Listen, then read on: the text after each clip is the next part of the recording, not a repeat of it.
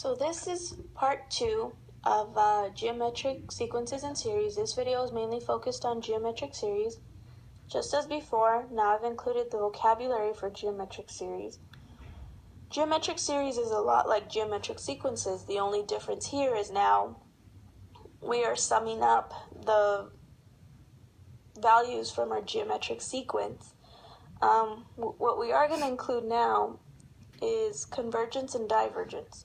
We had talked about this before with improper integrals, but we're going to take it a step further.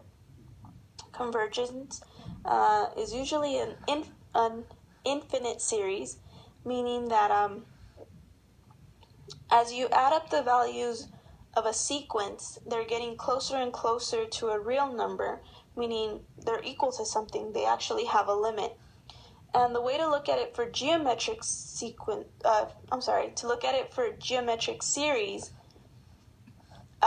if your common ratio, the absolute value of your common ratio is less than 1, then your series will converge.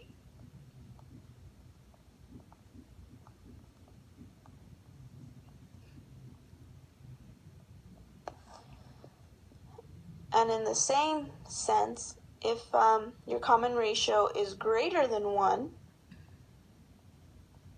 then your series will diverge, meaning it'll go on forever. It'll eventually hit infinity, which really isn't a value. Once again, you've been given the formulas to find the sum of geometric series. It's usually easiest to use this one here when you're given the first term, the common ratio, and the number of terms. It's important to note here that an infinite geometric series with a common ratio greater than or equal to 1 will not have a finite sum, and therefore the series will be said to diverge. So let's look at some examples. What do you need to find the sum of the first 8 terms in the series? Well, you need the first term, you need n, and you need your common ratio. Well, if we were to turn this into a geometric sequence, we'd be able to note that in order to go from 3 to 6, we multiply by 2, 6 to 12 by 2, 12 to 24 by 2, so our common ratio here is 2.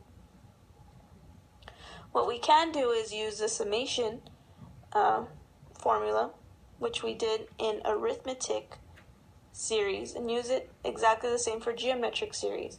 We'll be going from n equal to 1 up to 8, and then simply input our explicit formula, which would be 3 times our common ratio to the n minus 1.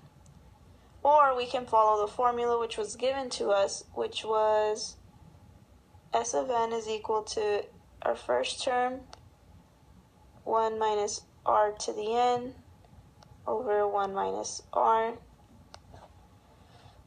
which in both cases will give us a solution of 765. Let's try another example. Find the sum of the finite geometric series. Being finite, you know that both of these will do what? They will converge. So, I'll do the first one with you. We know it's a series. We don't know how far it's going, other than we know the first term, we know the last term, but we don't know how many terms are all together. So what we do is we'll use the formula for a geometric sequence, which is an is equal to a1 times r to the n minus 1. So 1,536 will equal to 3 times, common ratio here is 2 to the n minus 1 power. We're going to have to solve for n. So divide both sides by 3. You get 512 is equal to 2 to the n minus 1. We can change 512 to have a base of 2, and then just solve for there, or we can use logs. I think it'd be easiest just to change it into a base of 2. So 2 to the 9th power is equal to 2 to the n minus 1. Our bases are now the same. So now we work with 9 is equal to n minus 1, where n will be 10. So now we can set up our summation going from n equal to 1 to n equal to 10 of 3 times 2 to the n minus 1, which will give us 3,069. Try example B on your own. For this next example, they've started using the summation formula, which we've been doing up to now.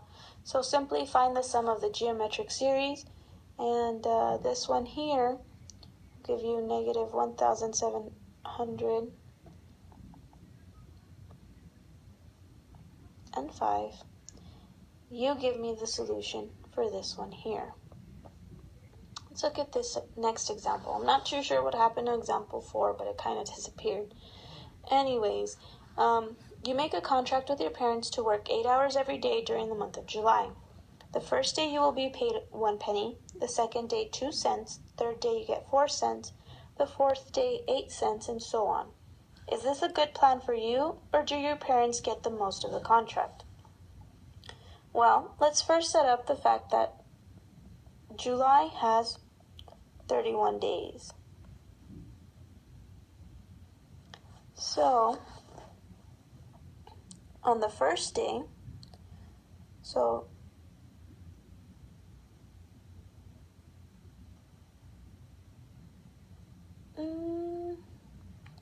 first day you get paid 1 cent.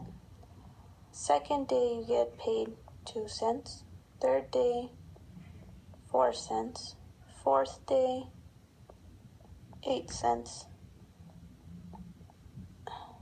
And it continues. Well, common ratio here is to get from 1 to 2, multiply by 2. 2 to 4 times 2, 4 to 8 times 2. So your common ratio here is 2. And we're going to be going from 1 to 31. And it'll be our first term times our common ratio to the n minus 1. Once we add all this up, it actually gives us 10,000. No. It'll give us this value here.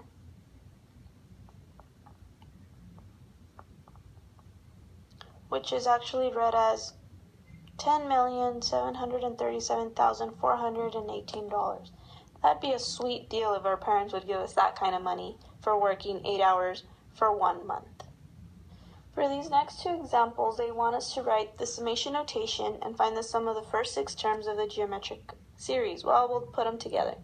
So, for the first 6 terms on this one, so n equal to 1 up to 6, first term being 3 times the common ratio here is 5 to the n minus 1, which will then be 11,718. Try example 7. For our last example, they want us to determine whether the series will converge, if it'll diverge. If it converges, they want us to find the sum. Well, if you recall, convergence and divergence of geometric series will be determined based on your common ratio. Let's find the common ratio for this first one. So if we take, to go from half to 3/4, we would have to multiply by 2. Well, we can find our common ratio by taking our second term, dividing it by our first term. So that really is taking 3/4 and multiplying it by the reciprocal of the other term, which gives us 6/4, which really simplifies down to 3/2. Now, 3/2 is less than 1. If our common ratio is less than 1, then our geometric series will converge. So in this case, it converged, so they want us to find the sum. So let me erase this in order to make some space.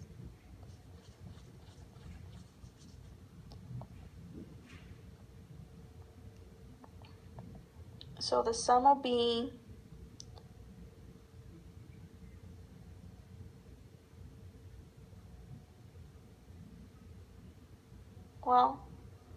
they want us to find the sum. However, they don't tell us how many terms, so essentially we can't really find the sum.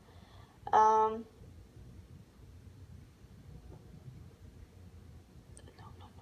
apologize for that. I had to relook at my examples. So I've included the notes here. If the common ratio is greater than or equal to 1, the series will diverge. If the common ratio is less than 1, then it'll converge. We found this ratio to be 3/2. I said it was smaller than 1. It's not. It's greater than 1. So this sum will actually diverge. So we can't find a sum for that one. For this next one, if we do the same process as we did before, -1/9 divided by 1/3 will give us a common ratio of -1/3. If we take the absolute value of that, it's 1/3, which is less than 1. So this series will converge, and they want us to find the sum. And the sum is simply taking, if we use the formula, our ratio over 1 minus the ratio. So that'll be this setup here, which will give us a value of -1/4, which is a finite value, which is why this series converges. Try example C on your own. That is the end of geometric series. I hope that based on these 2 videos, you have a better understanding of geometric sequences and series, and we'll continue with convergence and divergence of series in the videos to come. So I'll see you soon.